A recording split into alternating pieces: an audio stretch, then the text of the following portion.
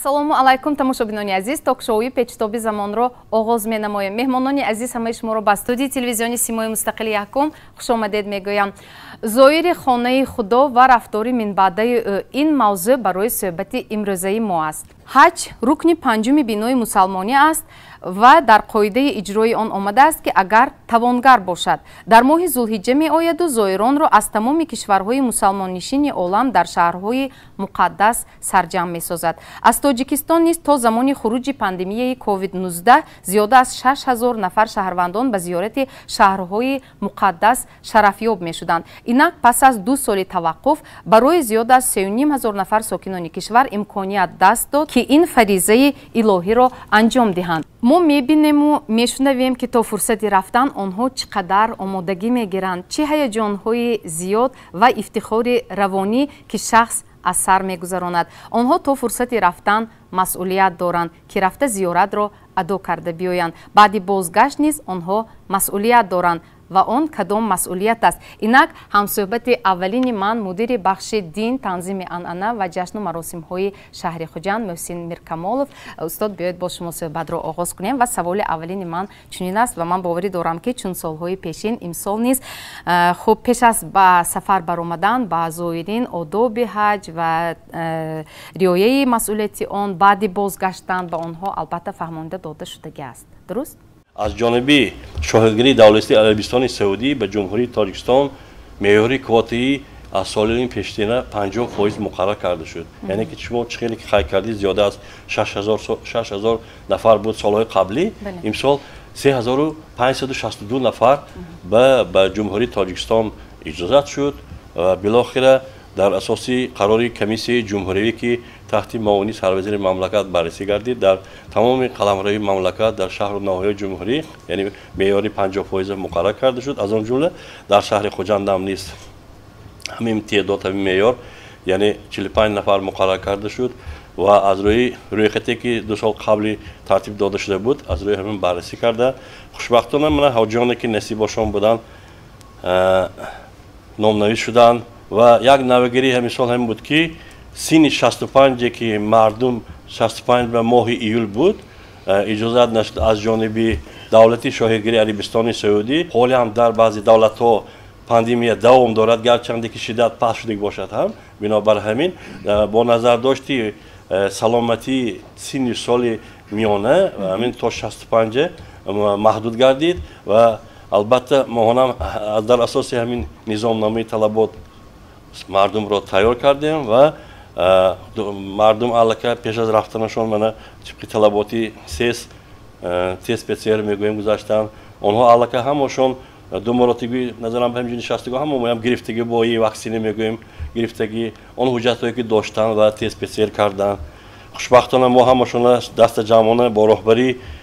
کمیته دین تنظیم جشن مراسم نزد حکومتی جمهوری تاجیکستان که خیلی متشکلانه همین سفر رو تشکیل کردن در شهر باشد با راهبری مقامات اجرایی حکومت دولتی شهر خوجند محترم رئیس شهر و 45 نفر زائرین رو ما یک روز قبول کردن محترم رئیس و خیلی که موضوعی که شما امروز نامبر کردید آداب حج در همون جا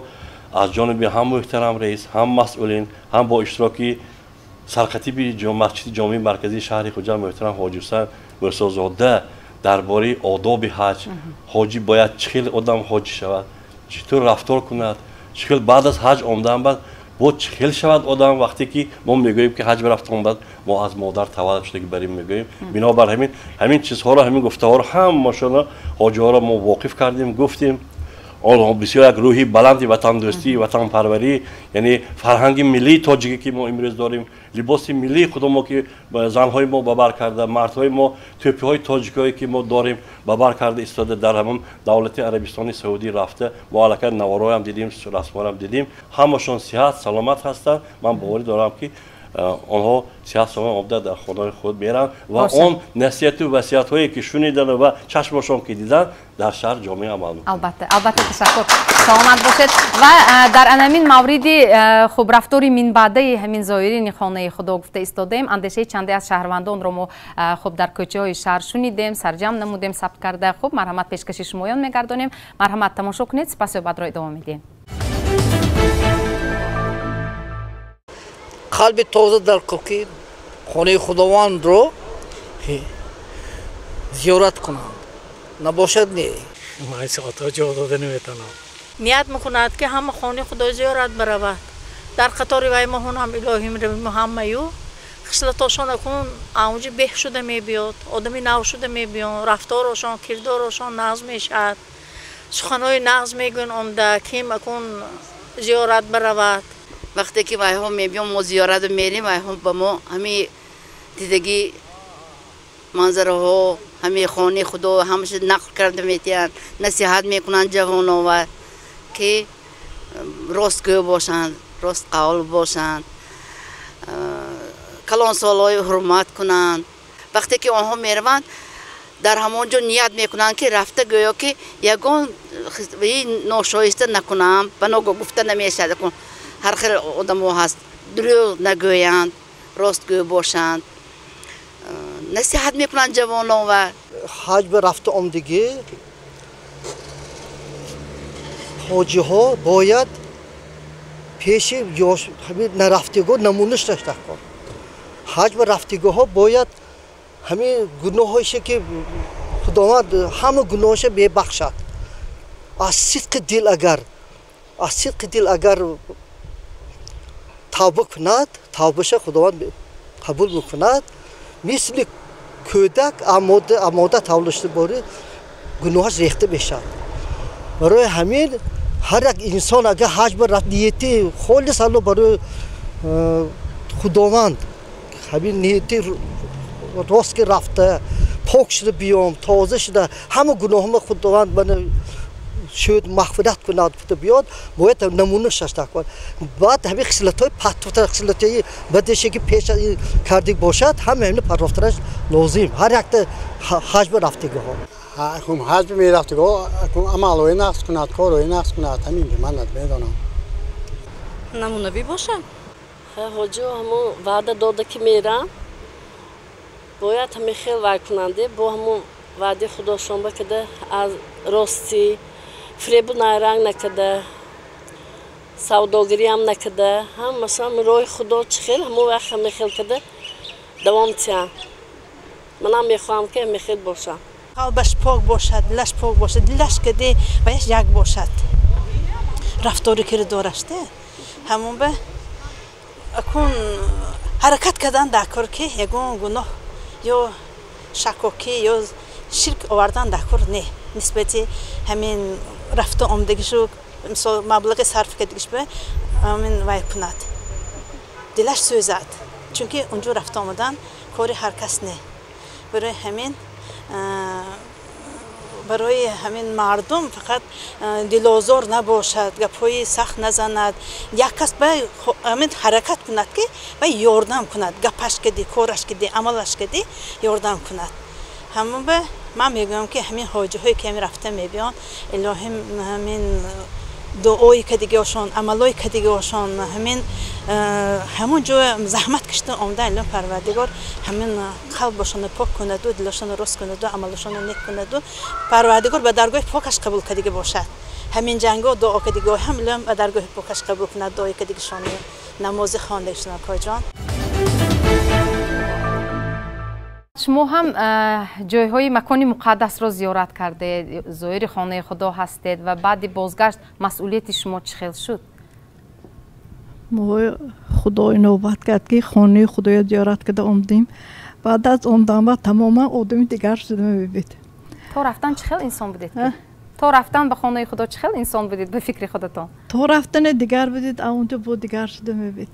همه کار الله دیده میبید همه پستی بلندی های دیده میبید اکو امه ها اسنش به فقط نصیحت گو فقط فرزنده های به آداب کلان کردن فرزنده ها نصیحت کردن لایقی سخن های نقص کردن آدمی گیری بیرین نبرامدن یارشا فقط نصیحت کرد شده گشت نامو در کار کرد یعنی در تربیه نسل نوره شما سهم گرفته ایستاده البته سلامت باشید تشکر خب مرحبا به اندیشه شما چی رفتاری من بعد زایر خانه خدا چه خیلی شدنش ممکن جلال الدین رومی بلخی میگوید که طواف بیت الخلیل کاری آسان است طواف بیت الجلیل کاری مردان است مردانگی این مضمونش این گندرنینه و مردانگی که هر یک شخص توبه کند و یک جهد کند که همون خانه خدای رفته زیارت کند. موضوع درباره چخیل بردن چخیل شدن کن زبان روسی شوبه خاراکتر شوبه نیسکینش میگن اون رفتارهایی که چخیل که تربیت گرفتن برابر همون رفتار میشد، لیکن تحمل خودداری از رفتارهای نادرست انسانی خودداری کرده توانستنم اینم جوان مردی است. همین در نظر دارم و اکنون حاضر هم تو رفته آمدن که خصوصیت و خصلت انسانیت دیگه نمیشد، این یک سفر هم تو، لیکن مسئولیت در ضمیر قلب انسانیت بیدار شدن است. بله. من همین طلب میکنم. تشکر. در قفه انمی سخنهای همین یک نفر شهروند استاد، من بسیار از شما پرسیدن میخواستم واقعا خب بعد زیارت حج، بعد دیدن و زیارت کردن اون مکان مقدس در رفتار، کردار، گفتار، آداب به هر یک شخص حتما باید دیگرگونی شاید هم می شود و احساس هم می کنیم، لیکن وابسته از این در بعضی موارد البته خب یک عامل های تاثیررسانی دنیوی هم هست که اون نفری که زائرین خانه خدا است باز یکون خطاکار است. حج یک این یونیورسیت است، یونیورسیت درجه عالی، یونیورسیت مومیخون و یونیورسیت پیشوا یونیورسیت هیچ چیز نیست. یک یونیورسیت کلانی که اونجا با اخلاق تغییر یافت نشده. لیکن اگر شما یگان کتاب صحیفه نخونید اخلاق تغییر نمی‌یابد، چون من گفتم که آدم چخیل تربیت گرفته باشه و تربیتش تمام خود دیگه نمیتونه از حد بیاد. فقط دانش باید مجبور میکنه، دانش مجبور میکنه که رفتار تغییر کنه. وقتی که حج میرن انسان ها باید بسیار کتاب خوانند، وقت هستی بسیار عبادت بده، کتاب خوانند که کتاب های نه درجه اسلامی اتیکا میگه، اتیکا اسلامی است. هر خیل مسلمان باید چخیل مسلمان شود، بهترین انسان همه مسلمان باید باشه، هم رفتار و هم آداب هم کردار و هم گونه. برای ما میگم که وقتی که اینجا میرم دیار مقدس خدا و اولین رفتار حاجی باید که دو رکعت نمازی شکرانه خواند و نسبت زمین ما، نسبت خلق ما، نسبت من دولت ما، رهبران دولت که همه ها هستیان بودند، من پول یافتم و رفته حج کردم نمافتم، چون که ما حاضر جمعیتی کار میکنیم که کاربان میکنیم که چه دور کنیم که ابشیز نزدیلین طور ده ما نمیتونیم خانه باشته پول یافته جای جمعیت میاریم پول یافته همونه این جمعیتی که تشکیل نداد دولت البته خلق مملکت زمین برای ما باید شکرانه دو رکعت نماز خونیم بعداً رفتار رو نو کنیم نگاهی منفی عموم پرسیدن در کار یعنی که در حقی یک کس فکری بد کردن چون این فکری بد هم وقت از شیطان میگه رفتارون باید ما تغییر کنیم تغییر دادن به انسان به دانش کمی میکنه چقدر که انسان دانشی زیاد گرفتن که رفتارش تغییر میاد آهسته آهسته یعنی که اگر هر چقدر که انسان دانشمند است یکان عامل های بیرونی دنیوی به وی تاثیرگذار شده نمیتونه از جهت منفی این تقسیم میکنیم این دو مسئله که ضدیتش است عامل های بیرونی گفته شما دنیای میگید البته دنیای سلیم و زدگی همون سلیم و محکم یک فشار عادست است دنیا اما حاجی نو آمده که هم بعد یک گاه هم با علاقه فکر میکنم خوندشون خوشحال کنن میبلای نقص کردن ماشینای نو کنن و من همه به دنیاوی رسیدگی بودم فکر من اون است که همین دنیاوی و دنیا آخرت کدی متقابل کده یک میگم که میانش یافتن نه آتشتی دنیاوی رفته هم پول چیزا رو جمع کنی پول حلال مثلا مهنتی ناحلال پول حلال گرفته حرام کدی فرزندان نیاره کلام کردن مثلا این عموما ممکنه برای حاجی برای من گفتم که این دو مسئله که شما ساعت‌های دراز گفتنیم کم است البته عامل‌های بسیار هست که برای حاجی تغییر دادنش مانعی میکنه مثلا یک عامل همین که بازار میره دروغ و فریب و نرنگ سر میشد حاجی هم مجبور میشد که همین حالت به خودش هم یک تو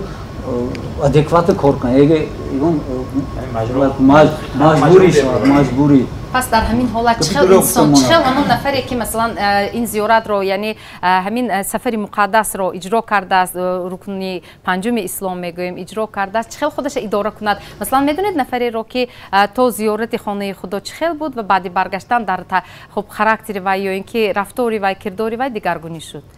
خب اینجا گفتن که شاید هم خصلت رو دیگر کردن غیر امکان است شاید عامل های تاثیر رسانی بیرون هم هست به هر حال به اندیشه شما بعد برگشتن تغییر یافتگی انسان ها هم هستند محبت خان حج کلمه حج باید هر یک کس داند برای چه حج میگن بسیار نفرانی هستند که میخواهند که حج بروند رفتن نامنویس میکنن 4 سال 5 سال لیکن آمادگی نمیگیرن تیاری نمیبینن اونی که حاضر فرزندانه همه هاشانه بوده دیت میتین دیت مکتب میتین تعلیم یاد داده میبیان این حج هم یک مکتب این یک دنیا حاضر همینجا ظاهری انسان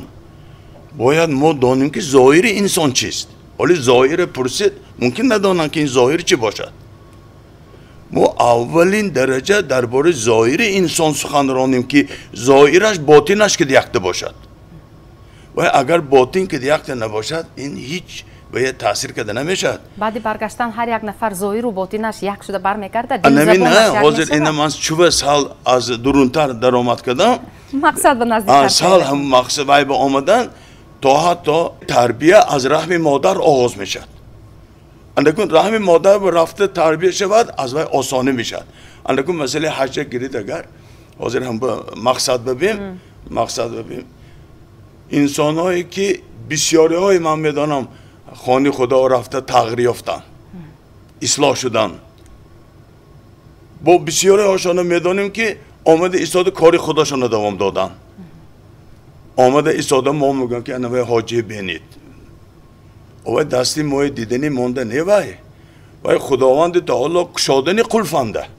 اگر قلفی دلش کشاد و همین راه با میرد همین راه اسلام میکند انکن حاضر آغازشانده من رئیسی محترم درباره تنظیم گفتن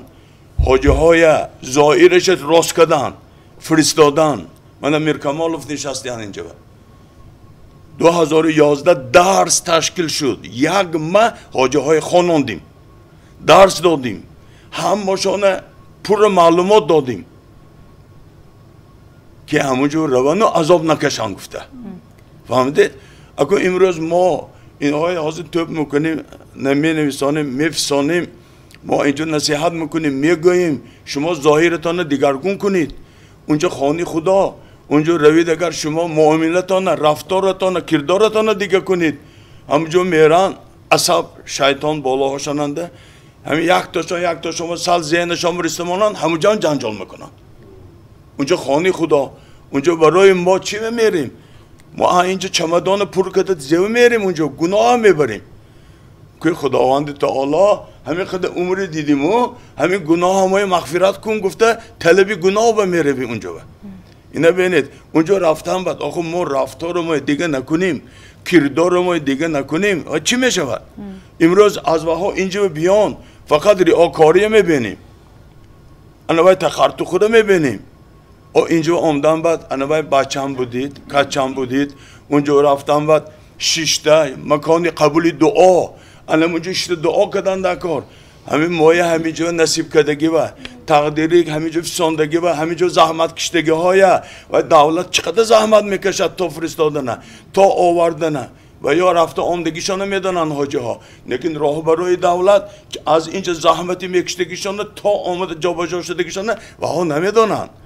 و ها باید این دانن اونجا رفتن و مکان دعا هست همه هاشانه یک سر دعا کنن آخر به دعای عائله و فرزندای کنن چون که هر یک حاجی این سخاوتمند باید باشد خودش دعا نکند بچهش نه خلق دعا کند دنی خلقنده همه انسان ها هستند بعد برگشتن هم نمیتونه دعاگو بمونه بازگشتن آنها حاضر ما همینجا شما یک برنامه آغاز کردید این هم تحفه برای همه حاجی ها امروز حاجی هایی که من 2 سال نرفتم همه‌شون میگن که ما چو حج نمیریم اینم تقدیر خدا من بعد از 2 سال من امروز 39,000 آدم رفته ایستاده دست خانه خدا روضه محمد علیه السلام و رفته دست براشت دعا کرده امساستیم پروردگار گفت که این بندگان من دعا کساست من دعاهای اینهای قبول نکردم و شرمه دارم میگفت است انمون باید هر یک حاجی رفته که دلش تازه باشد نیتش صاف باشد پاک باشد انما حالتنده دیگر کنی و تا رفتن آمدادشان ما دیده میتوان عصرهای عصر نیاگانمان روی آوردن به قبله به جهت کعبه گفته رکوع رفتند و سجده ها کرده بودند لیکن ندیده بودند امروز حاجیان تاجیکستانی را در عربستان سعودی دیده ایستاده رمزهایش را چی سیاه پوست و چی سفید پوست چی قد بلند و قد پست که زبان همدیگر را نمیدانند با کتف زده تاجیک امام الرحمن میگن که این فخر من و شماست این جهان را نیگر با چشم خیرت نی بدان چشم که اندر او نیگری همچو دریاست وزن کوکاری کشتی احساس تا بدان گذری وی مردم گپ در سر لباس پوشی حاجگی نیست و معنی حاجی های صرفم رفتن در کار است در گفتار کردار پرندار که این نیاگانمان تا به جای کاغذ قلم نبود و با پشتی گاو نوشته شدگی بود و با آن رعایه میکردند یک دوره شد که از همین ما بیرون ماندیم و چشم پوشیدیم اتیزم بود این را خواندیم لیکن اون دولت اون خلقی که دانش دارد اون خلق اون ملتی که معنویاتش بلند است اون خلق اون ملتی که صحت سلامتی هست و در مقیاس بین الملل شر و شهرت می‌یابد که امروز تاجیکستانیان را در شخصیت پیشواز معظم ملت زیاده از 179 دولت کره ارض دیده است من خواهش آن را دارم که این بعد از برگشتن با میگویم که گپ در سر لباس پوشی نیست یک حاجی آشی‌ها شد که با وی پولت پول کن چیز کن شرایط های خواندن فرزندت را درست بکن شرایط های عائله‌ات را درست بکن گفته تنظیم در آورده استاده قانون برآوردیم من در یک بار آمدم گفته بودم که نشود که قانون مسئولیت پدر مادر در تعلیم تربیت فرزند است قانون جمهوری اسلامی درباره تنظیم عمل جشن مراسم مردم نشود که تقلید کاری کنیم تا برای سر لباس پوشی دیگر ملت های و تاجیکستان به سر لباس پوشی هم قانون برآورد گفته هم یک فکر هم برای من از بینندگان ارجمند از اهل حاضرین خواهش آن رو میکنم که اون حجی که دیده آمدند عملی بکنند از خاندانشان آدماش نقص تعریف میکنند باید تازگی آزادگی رو بینید میگم من سانی میگویم که سازی وقتم های خوب جمع ها میگویم که به همین معنا که مکه مکرمه مدینه منوره های خوب جمع ها گفته استاد شان و شهرت بیابیم برای همگان از این سخن ها که 6 پهلو داره در یک پهلوش اون را همش به گفتن به قدرت و توانایی نمیرسد ما یک پهلوش را میگوییم و دیگر پهلوش را به خاندانشان به جاگشان نگاه کرد و پای دراز کنند و میفهمند و کارگزاری کنند البته نیک میشود ما نیتمان آن است گفتارمان نیک است کردارمان نیک است پندارمان نیک است لیکن به ای پروردگار نارسایی میکنیم با به نظرگیری آنی که دعا مغز عبادت است دعا سلاح مومنان است دعا ستونی دین است دعا نور آسمان و زمین است انا بنابراین دعاها مستجاب بشود که اللهم انی اسألک الهدى والتقى والعفاف والغنى تاجیکش به خداوندا از تو هدایت پرهیزکاری پاکدامنی و توانگری خواهم هستم. سلامت باشید. تشکر. تماشابینان عزیز اینجا یک لحظه رکلام بعد دیگر شبکه پیوست نشوید با ما بمانید. زویر خانه خدا و رفتاری من بعدی او چنین است موضوع امروزی صحبت ما در استودیو تاکشوی پیچتابی زمان و اینک برنامه را ادامه میدهیم. اینجا معیارهای اخلاقی را برای انسان بسیار خوب گفتند، بخصوص برای آن نفری که واقعا هم از سفر حج برگشته است و اگر آن رعایت نشود پس از وی دوچند میرنجد. نفری که دل او را رنجانده است همون شخصی که از خب حاجی است. به فکر شما همین گونه حالت ها را شما هم مشاهده کرده اید؟ البته این حالت ها بسیار است. ما که در کمیته محله میشینیم میبینیم بعضا حاجی ها میبینیم بعضا خراکترشون بعد حج رفته آمدن زیارت خانه خدا میگن رفته میبینن تماما دیگرگون میشن. ما همین خیلی خوشم ما حس کردیم دیدیم و آدم بعضا ما زیارت برفتگی ده خانده که دیگه بدیم که وای امید کرده نمیتونستن همین خیشند که و آدم همین خیلی خواه کوردار کردار های همین پیشتر بود و آدم تماما کلی تغییر یافتن آدم. من به قول گپ‌ها میگن که مرد میکرد دیگه هم زن و نامرد میکرد دیگه هم زن. همین خیلی که ما در همین کمیته محله مشاهده کردیم که وای مرد چه خیلی بود و این زن اول شوهر خودشان حج بفرستادن و بعد از 2-3 سال خودشان رفتن. من گفتم حج به آدم روادگر دیگه خیلی میشده است. همین ما دیدیم و شنیدیم و بسیاری وقت همین آدم من بسیار به کسان میگم که من نمیخه آدم میخه تغییر میافته است. در حقیقت تغییر میافتن نوشیدن پرافتن گپای حق خورت این خلقای پرافتن حاضر و یا پیش محله همیشه یکت دیگر حاجی زن بودن و هم اومده همیشه لگ یاشکو میگفتن که و من اکن رفته اومدگی من باید که من همیشه اجرا کردم دکور ما آدمای کماش ما بسیار ما یاد دادن ما دکور گفته اول خودشون وقتی که حاجیش دا اومدن اول مستفیدای رفته خودشون دیدن زیارت کردن هم تو پگاه خسته میخوام مفتن آدم همیشه هم دست می بقال گپ‌ها که از گاهواره تا بگر دانش بجه این کس آمده اول همه خوراکی سیخ کرده اول همین کامپیروی که بودن مستفیدایی که خسته نمیتوانستن بیماری یک جای بودن همون کس را کاسه خوراک کرده اول خودشان زیارت کردن. این هم یک تعلیم و تربیه. انسان با کدام نیت با زیارت خانه خدا رفتنش ممکن و از آنجا با چه مقصد برگشتنش لازم؟ مرحمت. تشکر زیاد معلم. بسم الله الرحمن الرحیم و به نستعین و السلام علیکم حاضرین محترم. پیامبر اکرم صلی الله علیه و سلم در یکی از احادیث‌های صحیحی که برای مسلمان ها ما گذاشته رفتن در همانجا گفتن که پیامبر اکرم صلی الله علیه و سلم که الحج المبرور الحج من لیس لهم جزاء الا الجنه، یعنی که در اینجا حضرت رسول اکرم گفتن که حج اگر حج مبرور شود در همینجا و یه جزاش جنت گفتن. مقصد این جنت مبرور این چه حج با برار حج مبرور میگفتن. خب حج با برار کدام بود است؟ اگر همون شخصی که حج به میرم گفته ایستاده با نیت حج از همینجا میروده میرد وقتی که میبرد از همینجا برآمده ایستاده یگان کس به سخنهای وزین نمیگه یا که سخنهای ولومانی در اینجا شکلی که در بالا گفته گذاشتن این کارها میشود. در اونجا چی میگه در جماعتی زیاد است مکه میرد آدم مدینه میرد جماعتی زیاد است یگان کس کفتش به زده میگذارد پاش زیر میکند و دیگر اعمال ها در اینجا انجام داده میشد که در همین صورت نیست آن شخصی حاجی باید از این چیزها خودداری کند و در همونجا عذر و معذرت کند و در صورتی که عذر و معذرت آنها شنود آنها را قبول کرد آنها را بخشد. و دیگر همین هست که آداب و رفتار خشوعی که پروردگار متعال برای ما از خود در قرآن عظیمشان یعنی که امر کرده است. حدیث های رسول اکرم در این باب آمده است که هر یک شخص باید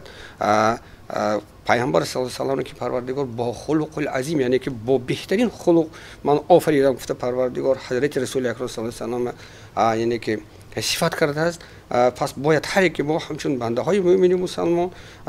در این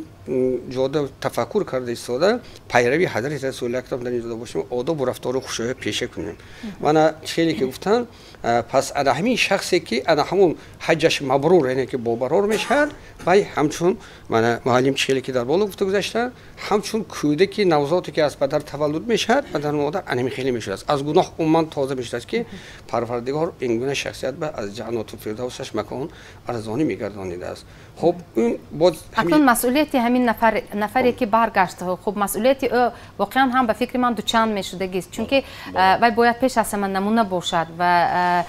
وظیفه اصلی خیش رو همچون انسان ادا کرده تواند. خب بعد برگشتن پیش خود یگان مقصد گذاشتنش ممکن و در مجموع در تعلیمات دینی مبین اسلام در مورد رفتار من بعده همین حاجی چه گفته شده؟ تشکر زیاد معلومه.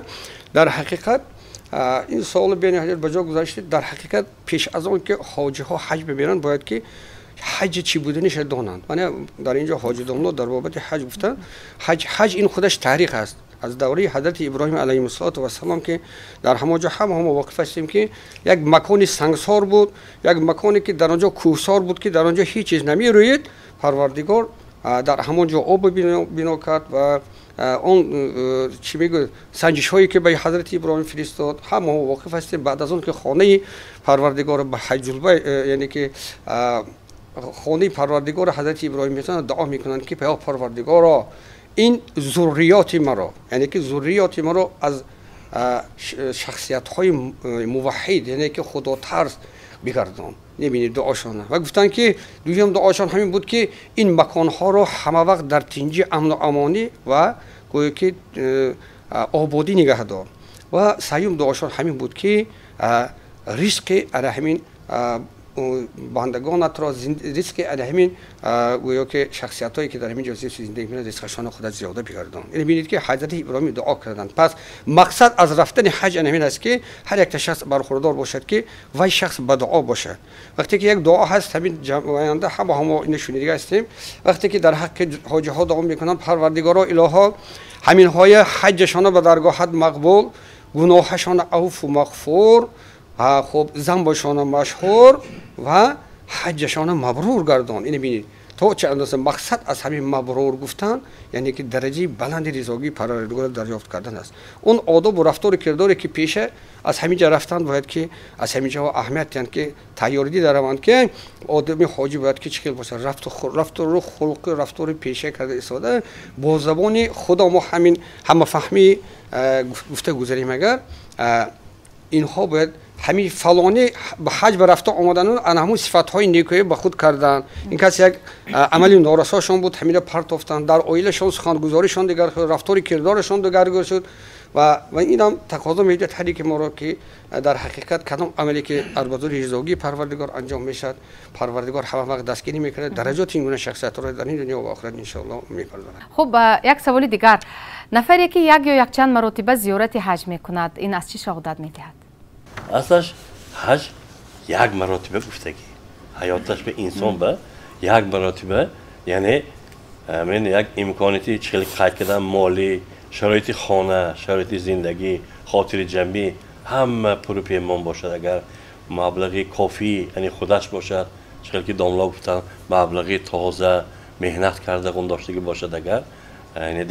دیگر کارها که نگون داشته باشد و درست روا گفتگی یک مرتبه. لیکن اکنون البته بعدی شکرانه میکنیم که ما همه قدم استقلالیت برسیم. امروز چیزی که قید کردید در دام 30 سال از جمهوری تاجیکستان زیاد از 200,000 نفر مردمی ما زیارت خانه خدا کردن. گرچند که روزهای نزدیک ماه آگوست به اهالی جمهوری تاجیکستان 10 میلیون نفر میشه. بنابر همین اکنون شرایط امکانیت پرداشته زندگی ما بهتر شده است. دولت ما تینج آرام چیزی که قید کردن صلح و صلاح این خیلی دولت این خیلی زمان قریب که گیده اطراف مانده نیست. من ما همسایه های دیدستیم چقدر زندگی دولت ها شده. ما شکرانی دولت شکرانی انمیزیم شکرانی امین آب و هوا کنیم که پروردگار ما عطا کرده است با راهبری پیشوای معظم ملت. ما امروز به چیزی قاعده من این حاضر پیاده شدم همین شرایط دولت و حکومت ترید که دادگی همین تلویزیون استودی شما نه هم تو دیگه. بنابراین ما هم دست شده دعا کنیم که هم زندگی ما همه خیلی باشه از این خوبتر و بهتر شود. بنابراین چیزی که سوال شما جوابش هم که آخرش شخص یک بار رفتن که خواهشمند بسیار البته قانون جمهوری تاجیکستان درباره مراجعه شهروندان واقعی و حقوقی هستند. مردم همه میتوانند عرضه دهند. لیکن چیزی که قید کردیم نوبت که هست که البته یک بار درست میبینه. لیکن در اینجا با یک ایضاحش هم هست که در صورتی خواهشمند نبودن مثلا شما یک بار رفتگی باشید در صورتی خواهشمند نبودن بعد از 5 سال رفتگیتون شما دوم دفعه میتونید سفر کنید که از بس که امروز در شهر خوجند خواهشمند بیاد زیاد از نیستش در شهر خوجند در ناحیه هایم برای من فکر می‌کنم که همین یک بار رویدو چهل که همینجا دعا کردیتون یک بار آداب به حج آمده همینجا تا آخر همون حج داشته گردین بهترین مکافات خداوند همین میباشد. شکر سلامت باشید. اندیشه شما در همین مورد تاجدان الله. حضرت رئیس و شما سوال شما دایر در عمر یک مرتبه سوره بقره آیت 281 مشبه خداوند تعالی فرموساست وقتی که پیغمبر ما 82 روز پیش از وفاتشان اینا حجت الوداع میگن وقتی که اشتگی بودن علمین جنده فرض شد علمین جنده برای حاجی ها یک مرتبه فرض شد 2 مرتبه نه 3 مرتبه نه پیغمبر نمیتونست همونجور زندگانی کده همین تمام عمرشان حج عمره رفتن و همه شده 4 مرتبه عمره کردن برای این من زیاد نکردن که من همین امتان به همین چیز فرض نشود گفتن نبی همین حتی عرفات تیپی کوه نبرامدن پایین به ایستادن که پیرا برامده نمیتونن بالا و همین پایین به آمده شده بروان گفتن امروز من این شدگی میگم من حجنده راهبر یک حجای آمدن حج با شما نظمی درست هست میدارید من چند بار آمدم نه من نمیدارم من 16 مرتبه آمدم گفتن هم تو نگاه کردم حجای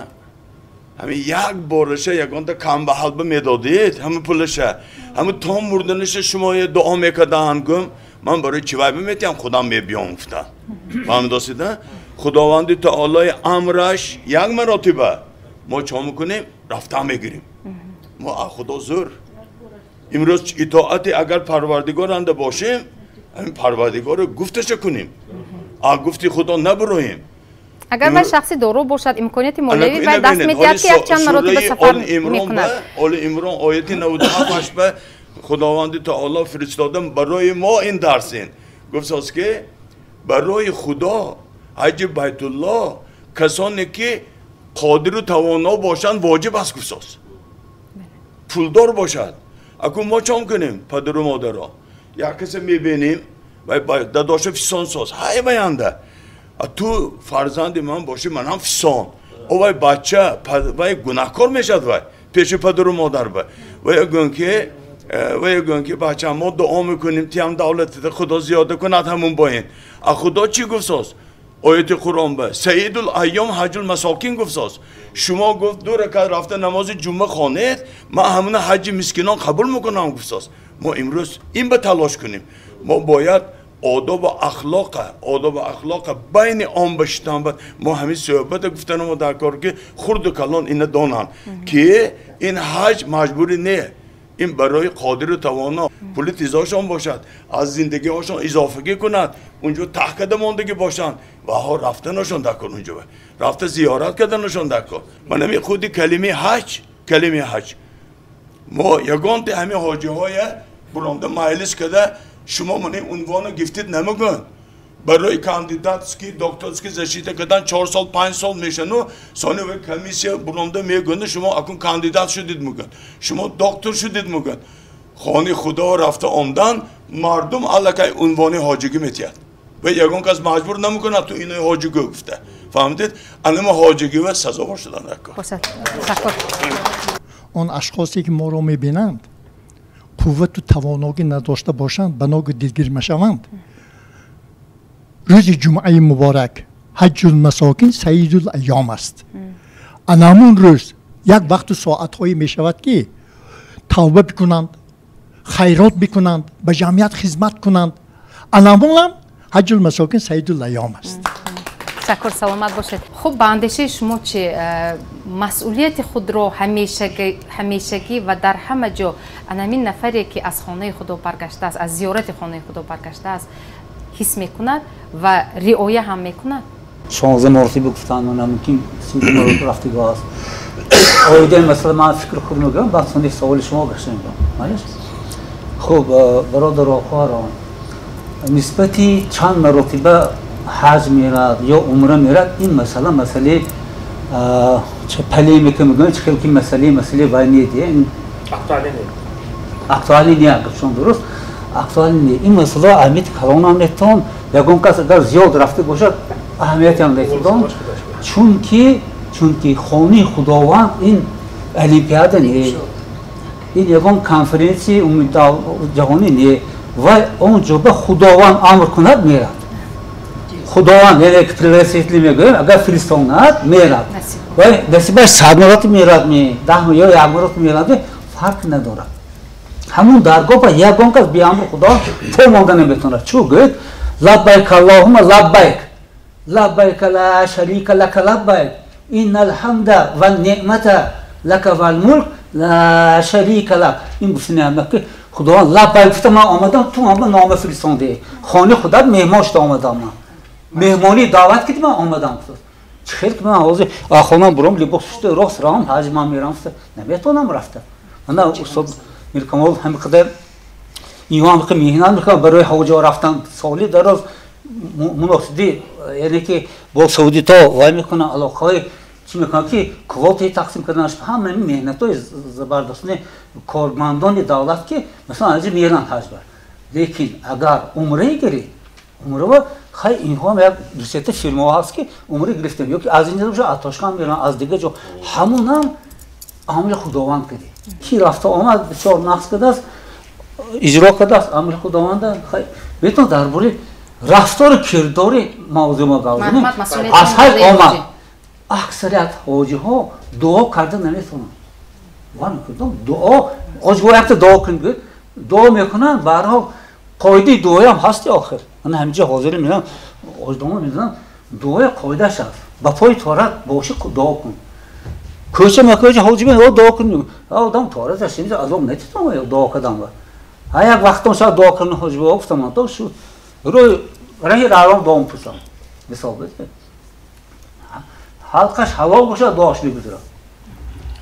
پول حلال یافته خورده گشته دعاش میگذره برای من وقتی که از اونجا میبینیم اول دعای یاد بستند که دعا کردنم هر خیل حالت با مثلا دعای سفر گوید که دعای سفر کردن نکن دعای منزل باشه دعای منزل دعای مثلا فوت جنازه باشه و دعا دیگر دعای تمام باشه یا بعدی تمام باشه دعا هر خیل میشه رفتار کردار حاجی ها باید نمونوی باشد برای اینکه نمونوی شد باید بسیار کتاب و دانش اندر دل چراغ روشن است گفته اول گفتگی همگی یک چند دقیقه بعد دیگر شبکه پیوست نشوید با ما بمونید. این تاک شوی پیچتابی زمان است ظاهر خانه خدا و رفتار منبعده چنین است موضوع امروزی ما و ما برنامه رو ادامه میدیم. رفتار منبعده نفری که زیارتی حج کرده است چخیل بودنش لازم و برای خلق و وطن منبعد و چخیل خدمت کرده میتواند مرحمت بندش شما. البته هر یک حاجی هر یک رفته آمدگی ها البته نمونه شدنش در کار نمونه شود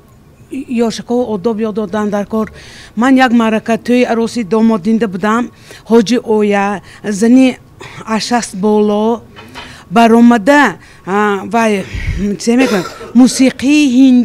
هندو و همه خیلی رقص کردن که اون جنگی جوانای شتگی همشون گفتن که اوه چه خیلی حاجی اوه چه خیلی چه خیلی وای تعلیم یاد میتید وقتی که خودش میخواد وای رقص بکن دی اکن یا بار بینتون خودتونم بهو میتیتون از چه پیشنهاد داشتید شما؟ من پیشنهاد داشتم که مایلش آدم رقص کردنش دکو آدم که کلان شد مناسب خودش رقص کند مناسب خودش جوان ها مناسب خودشون رقص کنن. خب باز که وابسته به همین موضوع اندیشه یا پیشنهاد خود را میگوید مرحمت مثلا اون نفری که زیارت حج کرده است یک چند مرتبه باز بعد برگشتن اگر به عملهای خیر و ثواب بیشتر باز دست زند اگر ثواب وای بیشتر است البته ثواب وای بیشتر میشد دولت ما با تینج میشد کم بیزاتا کمتر میشن 7 بار 12 بار 15 بار نره ورنو کم بیزاتا یاردم کنن. سلامت باشید تشکر. خب مرحمت باز کی پیشنهاد هست؟ حاجی ها حاج بیوه ها اگر حج بیان اگر البته رفتارشون دیگر میشد میبینیم بعضی جاها رویم مگر منی معرکه ها و بعضی زن ها هستند که خودشون همیشه بلند میگیرن که خودی واهو یگون برای چی من حاجی آیا گفته من حاجی آیا گفته خیلی سلام تیده که بعضی سلامتون علیک نمیگیره همی خیلی حالتون شدگی دی مهم با ها همی خیلی حالتون شدگی سونی اگر یگون اویله من محالبه کار میکنیم یک دو بار همی خیلی حالت شد که ما رفته همون حاجی آیا گفتیم که حاجی آیا شما همون خانی خدا آمدید فاستی بلندی همونجا همچه دیده آمدید همون یاشکا رفته شما نصیحت کنید همونها اویله هاشون ویران نکند بیم اگر او من به فرقش دیده گفتم من این حاجی آیا ناصیروه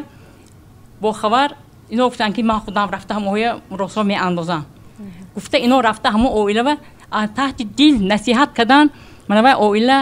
اویله حاضر نمونوی من با 3 فرزنددار شد نخشده برفت بهتره من میخواهم که همین حاجی ها تحت دل نصیحت کنن تحت دل خیلی خانه خدا رفته اومدن من گفته کارشون آسمان نکنن فهمم تشکر باز پیشنهاد دارید مرحمت کدام از شما نه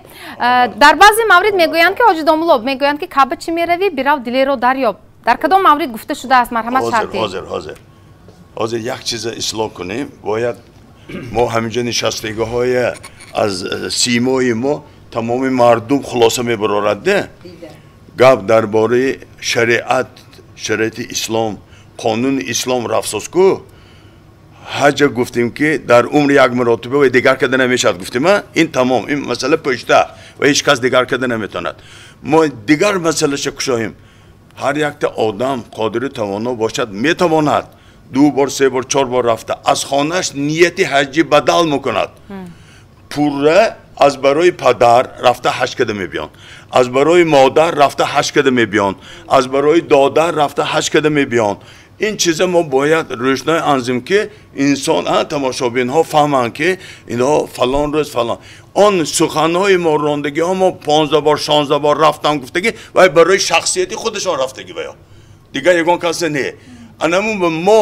ما تمنا میکنیم که همون پول دارا و خدا پول تیدو همون کم بزاعتهای دستگیری کنن گفته ما هم با دعا میکنیم باشد انتون حاجی داملو اینجا گفتن درباره دلازوری مردم آزاری و ما یک میشنویم و میدونیم گفتاری هست که کعبه چی میروی برو دلی رو دریاب در کدام مورد گفته شده است و چه خیلی اون رو شرح و توضیح دادم ممکن از دل آزار خدا بیزار بله فهمو این خودش یک چیزی مسئله مهم مسئله کلان است ما باید از دل آزار خدا بیزار ما یک خلاصه براریم اهل تماشابین ها که باید ما یک سخن رانیم که کسی عیان ما نرنجد همین کسی از ما نرنجد ما همین خیلی کنیم که دل همون یاویم که وای از ما خرسان شود و ثواب کعبه ما میشد ما انمی مسئله رو درک کنیم اگه ما چا میکنیم وقتی که انسان تولد میشود دنیا می بیاد شیطان همراهی میکند انا همین تو مردنه همون شیطان خطیه همون شیطان نمیماند انسان راهی راست برفتن به راه میکند هم میخواهد که از شما یک کس خفه شود میخواهد که همین شما همونه رنجانید ولی باید پشتتون یک کس که دیگه گاو زده استیدگر شیطان اون تکه میستد کدامش کلان تو آوای موندنی دیگه گفته میستد نه این کارا های بنابر همین از دل آزاری خدا نگاه دارد هر یک تا ما و مهربانی تیاد برادری مومن مادرهای مادر دانیم پدرهای پدر دانیم از ما خود باشن فرزند دانیم دادر دانیم همه ما یک جای از یک گربان سر براریم تاجیکستان عزیز ما آباد کنیم ما دیگر مقصد نداریم در حقیقت همین موضوعی که مسئله حاجیان که بود من از فرصتی مناسب استفاده برده با همه حاجیان خویش توارشون فرزندانشون یار و دوستانشون مراجعت کرده میگویم که ما چخیلی که وقتی گسیل به فهمانده بودیم رعایت طلبات قانونی جمهوری تاجیکستان درباره تنظیم علنا جشن مراسم در جمهوری تاجیکستان ماده 12 آمده است اونجا یعنی قبول و گسیل حاجیان در دایره عائله صورت گرفته ایستاده است اینش در کار باید همینطور شود یعنی قبول حاجیان نه اینکه همه خویش توار ایرپورت برود یا کوچو برود یا دیگر برود من خواهش میکردم از شهروندان گرامی از تماشابینان از خویشتوارا از فرصت استفاده از فعالان همین چیزا فهماندن که در دوره عائله صورت میگیرد و خانه آمدن بدم دسترخوانی خاکسارانه این خیلی پیشتر باید هم اصطلاح آمده یک خیلی آشی نهار بین چیزی خیسته برفته خوراک زاپی چارو خوراک کردن نیست من حاجی آشی حاجی زیارت حاجی طالبان ҳамаш манъ шудагӣ фақат марҳамат як ҳамон обе ки овардагӣ як меҳмонан як дуо метиҳанд ҳоҷӣ дидам биён як хештовари наздик дута ҳамсоя вай ҳоланги зиёрат мекунанд дигар ман бояд як чизам гӯям ки